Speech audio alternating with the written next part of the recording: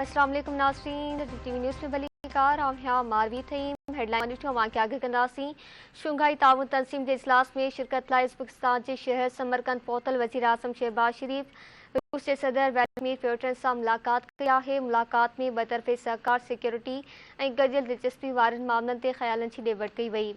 मुलाकात दौरान पढ़ी मामलन वारो वफ़ाक़ी वज़ीर बिलावल भुट्टो ज़रदारी पिण मौजूद हो।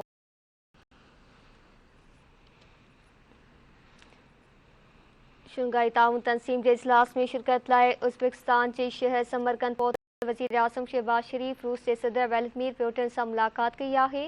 मुलाकात में बतरफ़े सहकार सिक्योरिटी और गडियल दिलचस्पी वारनि मामलन ते ख़यालन जी ॾेवट कई वई।